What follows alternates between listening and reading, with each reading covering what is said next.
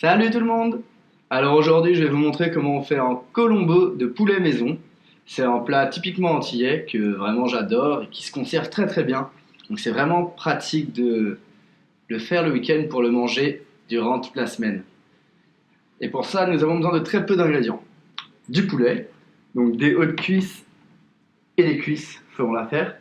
De préférence chez le boucher du poulet frais est bien meilleur. Nous avons besoin d'un oignon, de quelques légumes. Donc moi j'ai choisi de prendre des carottes et des pommes de terre. Vous pouvez choisir d'autres légumes qui vous conviennent. Pour commencer, voici tous les ingrédients dont vous aurez besoin pour réaliser cette recette. Alors, on va commencer par la gauche avec l'ingrédient de base de cette recette qui est la pâte à colombo. Donc c'est un mélange d'épices et de curry.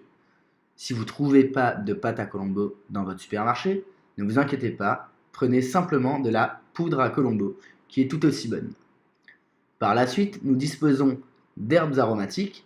Donc en bas à gauche, nous avons le thym. Et dans le bocal en verre en haut au centre, vous avez du bois d'Inde, des feuilles de bois d'Inde. Et enfin, nous avons un petit peu d'ail au centre, des cives en haut à droite et du piment végétarien juste en dessous, en bas à droite. Et c'est parti pour la partie pratique. Alors pour commencer, vous faites roussir vos oignons que vous avez tranchés avec un peu de pâte à colombo à feu moyen pendant environ 5 minutes. Ensuite, vous ajoutez vos morceaux de poulet sans peau avec davantage de pâte ou poudre à colombo. Vous en mettez quand même pas mal.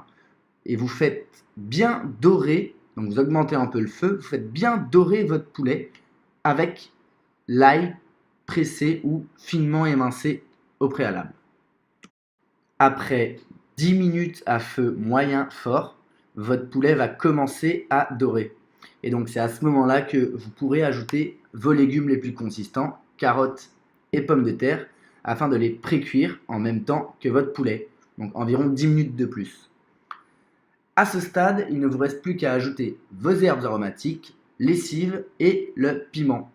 Pour finir, ajoutez l'eau à hauteur des aliments, couvrez votre plat, puis laissez cuire à feu moyen pendant encore 15 à 20 minutes maximum. Voilà, cette recette est maintenant terminée. Il est néanmoins possible de réduire un peu la sauce afin qu'elle soit plus consistante, si jamais vous la trouvez trop liquide.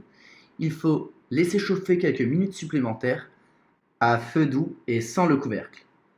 Maintenant, invitez vos meilleurs convives et dégustez ce repas en sauce avec du riz ou de la semoule. Très bonne dégustation à vous!